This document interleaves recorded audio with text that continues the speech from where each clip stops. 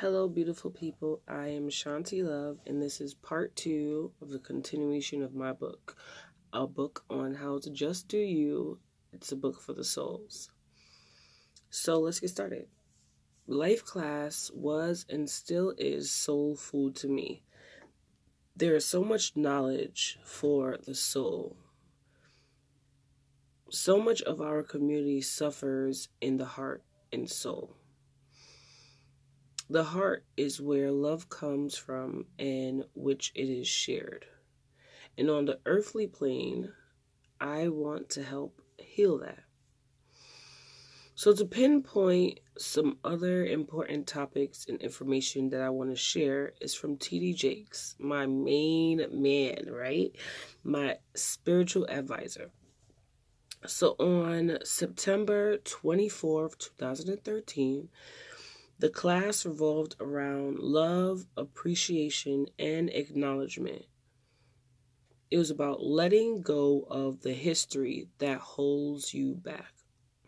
I also read his book, Let It Go, so of course I would add some of the information that I felt was so important that he mentioned that helped me through my time of need and heavy milestones. But I'll get to that soon. Now, let's get back to life class. T.D. Jakes states, when you hold on to history, you do it at the expense of destiny. That is good. If you don't find a way to love a flawed person, secretly you're teaching yourself that you are not lovable because of your own flaws. How many of us think like that? I know I definitely have. I'll be like, I don't love that man. I can't love him because he got himself messed up. But I be messed up sometimes too. Okay, so let's continue. T.D. Jakes is a person who embodies the calming atmosphere of love. Even though he is spiritual, he always finds a way to show that love is still the root of all things. Yes, love comes in different forms, sizes, ways, etc. But the biggest lesson I've learned from him is to love at a 10-gallon capacity, since that is how big my heart is. We are all 10-gallon people, but we may have been born into families of people who have pint capacities. T.D. Jakes is a wise man. I might add here that sometimes we fall in love with people with only a pint-sized capacity of love and then get upset that they are not giving you enough. From this life class, however, I realized that sometimes these pint-sized mates are giving you the best that they can because that is the max of their capacity. In this exchange, you have to be the one to make a choice. To be with someone of your 10-gallon capacity or to meet them where they are in their pint size love.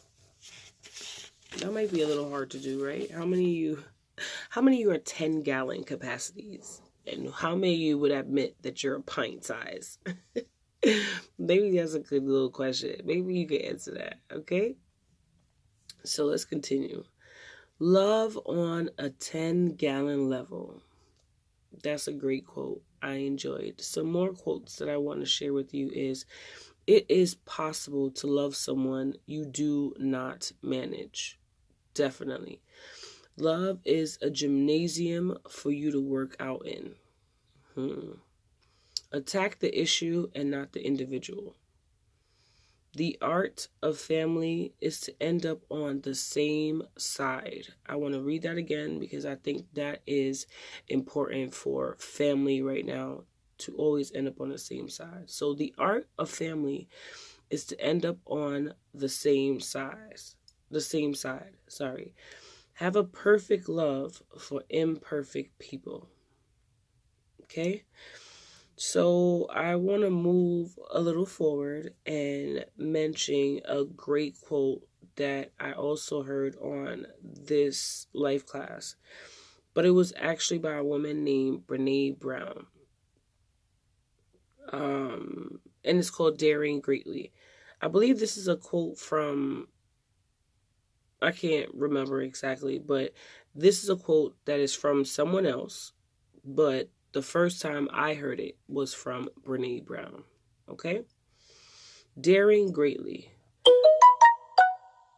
This area of my life was my next transition and where my spiritual journey started to get more spiritually stronger. And I understand that I needed a relationship with God. So, as Brene Brown would say, I wanted to start living by daring greatly. Daring greatly is being brave and afraid every minute of every day at the same time. Isn't that good? Daring greatly is being brave and afraid every minute of the day at the same exact time. That is good. Brene Brown was another teacher of life class on the Oprah Winfrey Network. She talks often about daring greatly and also about vulnerability. I want to share with you my favorite part of the poem. It states, "The credit goes to the man in the arena, for if he fails, he fails daring greatly." Yes, yes, yes. As I have stated in the previous chapter, I've been on my destiny journey for a few years now. I'm sharing notes with you from December 1st, 2013. At the time I wrote this, it was 2016. Moving on a bit, I have been a fan, ultimate fan, of Iyanla Vanzant for a long time now. My, oh my, I wish she could fix my life. However, in many ways, though, she has.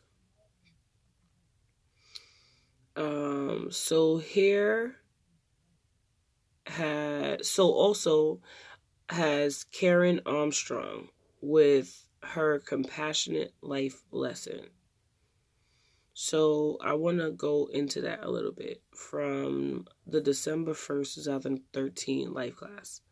Okay, so this is from Karen Armstrong. You are your best self when you give yourself away. So give charity and be compassionate. Take responsibility for the pain and suffering of the world, like me. I am a humanitarian, okay? Compassion, it means to feel with the other. The golden rule is to treat those as you would like to be treated, okay? So I want to also wrap this up a little bit. So I will talk about a few quotes, the 12 steps to a compassionate life and 12 steps to compassion. Okay? And I'll stop there. So just a few quotes, like 3, is build a global society where people of all denominations, all ethnicities can live together in respect. 2, we are linked to one another. And 3, we are all affected by environmental catastrophe. Really nice. So 12 Steps to a Compassionate Life by Karen Armstrong. You can also find it on oprahwinfrey.com. Take responsibility for your shadow side. Accept what you got, which is not so good about you, and say, that's the way I am. I'll do my best to improve, but I am a flawed person nevertheless. You're still beautiful, flaws and all. 12 Steps to Compassion. So 1, learn about compassion. 2, look at your own life. 3, compassion for yourself. Have compassion for yourself. 4, have empathy. 5, develop mindfulness. 6, create an action plan. 7, explore wisdom. 8, how should we speak to one another? Right? That's the question, which is, of course, in a loving manner. In a loving manner. Okay? 9, have concern for everybody. 10, love knowledge. 11, have recognition for that knowledge.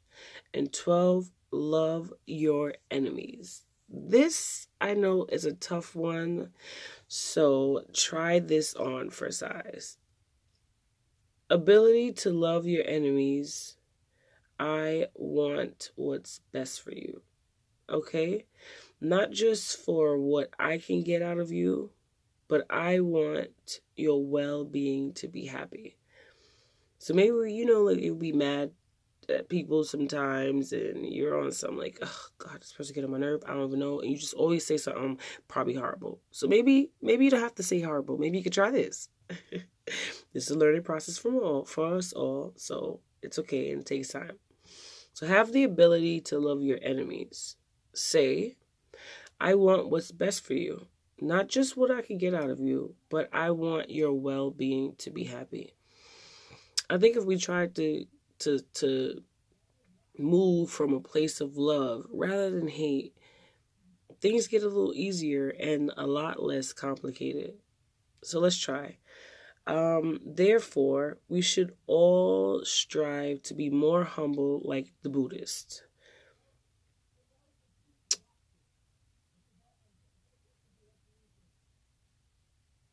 I was gonna stop, right?